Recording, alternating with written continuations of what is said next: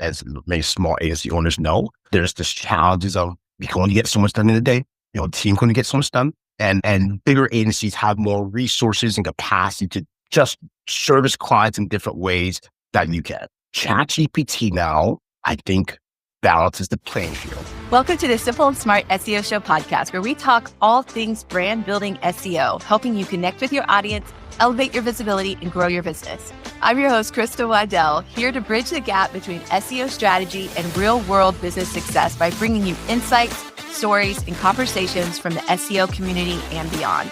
Whether you're an entrepreneur, marketer, or SEO enthusiast, this is your place to learn, share, and build a brand that stands out. So grab a coffee or your favorite tea, and let's dive into smarter SEO for your business. Welcome back to the Simple and Smart SEO Show podcast. I'm so excited to be here with a new buddy I met at Brighton SEO. His name is David Green. He is from Toronto, and he is the founder of Devs Love.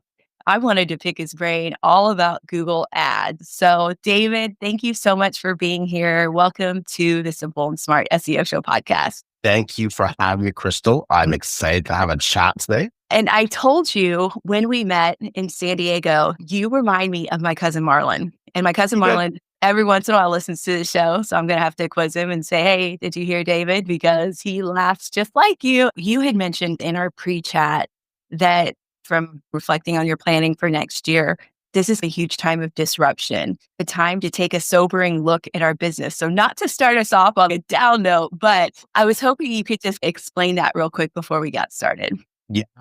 So this came out of a strategic retreat that myself and another agency owner, Austin Becker, did. And we have done this for 3 years now. This is our third year. And we just really looked back at what we did last year. So you look at our notes, you look at all our plans we had, things we didn't execute on, and we just look back and we try to take that and bring it into this year. And it was crazy to see that AI was not mentioned once in any of our planning notes from last year, September. That means September 2023 to now November 2024. That's about 14 months. And it wasn't even on our radar, AI. And this also echoes things I've heard from keynotes at the conference, as well as other sessions. I think we are in major times of disruption to the effect of when smartphones came along, it just changes how people buy now, social media, those type of big changes. I think we're in one right now.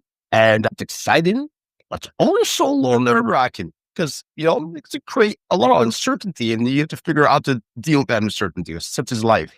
So those are some of my thoughts on that. Okay. I'd love to follow up with that. But first, I want to know, your company, Devs Love.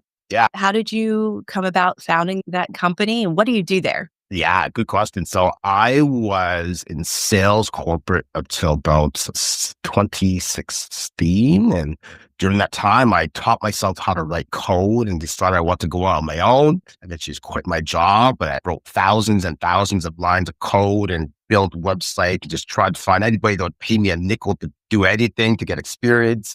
At the same time, I learned about digital marketing, specifically Google Ads. And as time progressed and I developed a bit more skills, I really just enjoyed the paid ad space as a whole. So it's Google Ads was the main driver, Microsoft Ads, LinkedIn Ads we've expanded into as well. But I enjoyed paid ads. I enjoyed the psychology of seeing people making buying decisions based on your campaigns you put out.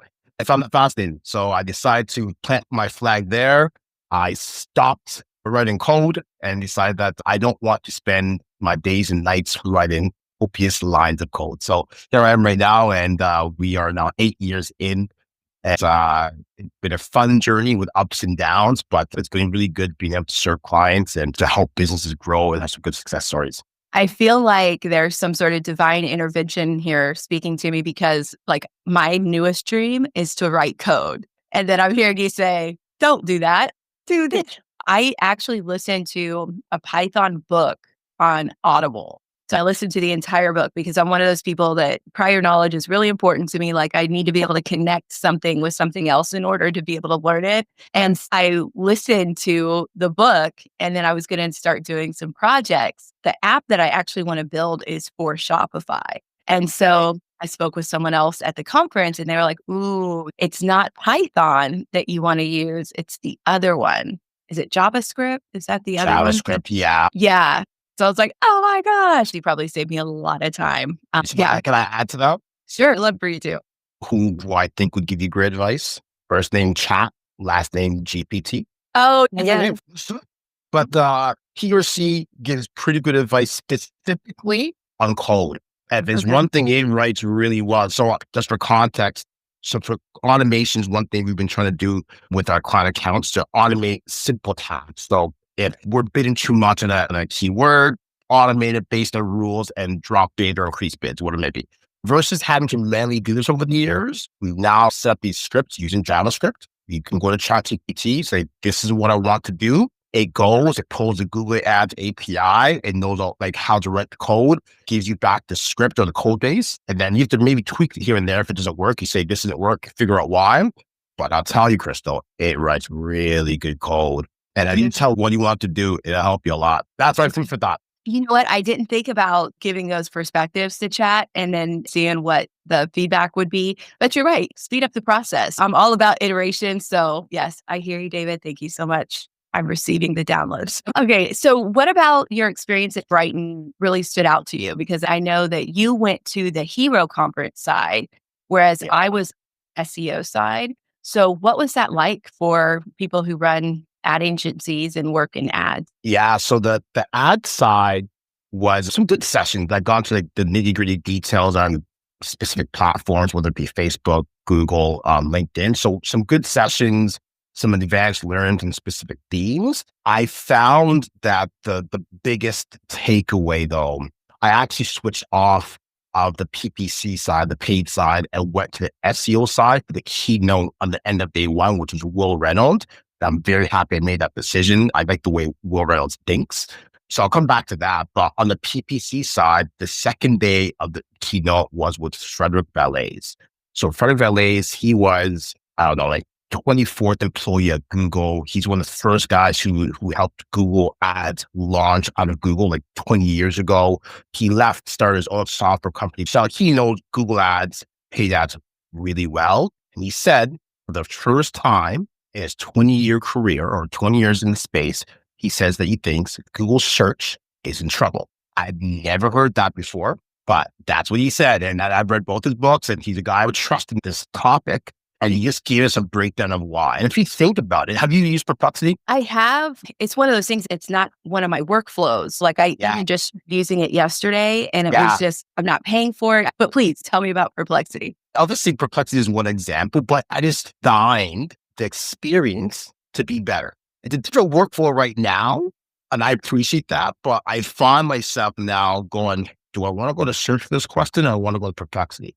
And a year ago, there wasn't a thought. It was like, it was going to go to Google or I'm going to go to Bing. I'm going to Bing. Well, we all know that. But now it's, am I going to Google or am I going to Perplexity? Because Google, for good and bad, you're going through like the ads at the top, and then you're going through individual links, and the experience hasn't really evolved well over the last few years as AI started to evolve. And now you can see they're trying to put in these AI overviews at the top of their pages so they get up to the time. But I think some other platforms are like into the market now, and they're creating these better experiences that people will go, hey, they're helping me out. I switched my default search engine to ChatGPT. So that forced a change in my workflow. But sometimes chat reminds me of SEO where it like over delivers information. Say I want a stopwatch. I use stopwatches a lot to track my time for clients. So like I Google stopwatch and I'm so used to that Google stopwatch is popping up and that's what I want. But then here comes online dash stopwatch with a long definition of what it is. And then a link to it so I can click it. But I find myself then going google.com because I'm like, oh yeah, I know where to find certain things with Google. So I think that's something that you have to overcome. Interesting. So you're saying you're looking for a stopwatch, like literally not to buy a physical one. You're saying the function of the stopwatch, a timer. So you go to Google, it knows instantly what you want. So you go in there, it gives you the stopwatch, you press start and it's done versus the other one, it's probably giving you an AI overview of, you know, better stopwatch are something like that. Exactly. They three of us stopwatch. I'm like, I just want to know how long I'm working. Okay. Yeah, I got you. Interesting. I got to take that back to my own, my laboratory in my mind. That makes sense though. Okay. Okay, so after the conference, after you've had a chance to assimilate some of the stuff you learned, you sat down and you had your strategic session and the Yeah. planning session. And you mentioned that AI wasn't even in the conversation from your last strategic plan. What did you take away from this year to put in for 2025? Yeah, good question. I think we were really looking at, as much as AI is going to create some disruption for every industry or most industries, I should say, and we don't know what that looks like exactly, it also creates opportunities. I like to think of myself as someone who's relatively resourceful. I can connect the dots and find ways to get things done. And as many small agency owners know, there's this challenges of we can only get so much done in a day. Team can only get so much done. And bigger agencies have more resources and capacity to just service clients in different ways that you can. ChatGPT now, I think, balances the playing field. I am so glad you said that. I am so glad you said that because I feel the same way. We just had a client, for example, where we try to focus a lot on YouTube ads. YouTube ads, videos keep on growing. Everyone knows that. TikTok's emerged and YouTube and other platforms are emerging as well. And we want to show value for YouTube ads. But anybody who's run a YouTube ad before can tell you that you don't see direct correlation between somebody seeing a YouTube ad, going to a website, making a purchase, that purchase conversion coming back to Google Ads and saying, yay, we made money from that one. That doesn't happen cleanly. It's more of an upper funnel play. Someone sees it, we build some awareness, we target it for a while. They might buy a month down the line. You never know. But what we can track is data in terms of, does that brand search impressions go up? So if you start running large amounts of YouTube ads and all of a sudden that brand, ABC brand, now is getting searched in Google a lot more frequently than they were 3 months ago, we can assume that to some degree certainty that YouTube ads impacted that. But now I could take literally data from Google Ads, I give it to ChatGPT and go, can you find correlations between these two things? And it came back and goes, yes, we can, or no, we can't. I go back to a client going, hey, here's the data. And my brain, or no one can compute this that easily at all. We can't. But I can now give it to a system, and within minutes, it can give me data that can bring value back to our clients. So that's just one example. It's a bunch of other ones, but it's just the ability to demonstrate, to test things out a little faster and plan a bit more effectively for clients. How about you? What was the key thing that you saw? Oh, man. I hate to say this out loud because as a smaller entrepreneur who does everything herself, there's a lot of things that I have been able to see from an organic perspective that either work or don't work very quickly. I was an early adopter of Jasper and spoke in my Black Friday episode about how I had to finally end my relationship with Jasper. It was really hard. It was almost like a relationship with a person. I had to let him go because ChatGPT has given me so much more functionality. And I'm creating my own GPTs. Those are things that I could probably monetize later. So as much as I love Jasper, I had to let Jasper go. But I've been using Jasper. I've been using Surfer SEO. I've been using some of these LLM/AI model driven tools for a while. And so to hear a lot of the larger companies make this shift to omni-channel marketing, it's important that the conversion isn't so easy to pinpoint because I've seen it even from like GA4 analytics. I love it for e-commerce. A lot of people have really given it like a bad rap or whatever. For my purposes, which are very narrow in scope, it's been great because I get these insights that say, hey, it takes 6 touch points before you get a conversion. And this percentage of your conversions were driven by organic search. There's different things that I'm doing that I'm actually seeing the success of, or at least a path to say, oh, okay, 6 conversions. Where are these people coming from? So ads definitely, I feel like, is a missing opportunity for my business personally. And I feel like a lot of entrepreneurs, but for me, the big takeaway was just, yeah. Wow. And I think for bigger companies, it's so much more difficult to change strategies and direction when you've been doing certain things in a commoditized way for so long. And it's now, okay, how are we going to shift this? That was my take. I think you're spot on the omni-channel piece. I think the old days of that, almost a clean funnel where it was like, hey, person sees brand, they warm up to brand, they purchase, they know the 7 touch points. I think all those things still apply, but the landscape changed so much now.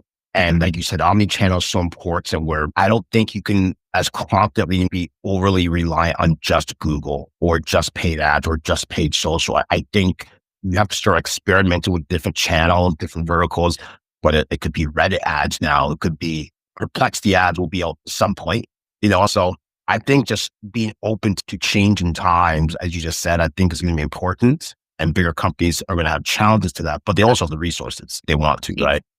So a lot of larger companies, first, they're so disconnected from that end consumer. This is just such an important time to stay close to your customer and customer service agents. If you have a company that actually has a department with customer service, and that would be who I would be talking to on a daily basis, because it's like, what are you guys seeing? What are you guys hearing? And how can we integrate that into our workflows? Because that's how you're going to make the transition. You've got to experience the technology as your customers experience it, and then you understand how to reach them better. I agree with you so much that you on the head with just people have gotten so consumed with. Even in my space, it's like keywords and trying to make sure the right keywords align with the right person, what they're looking for.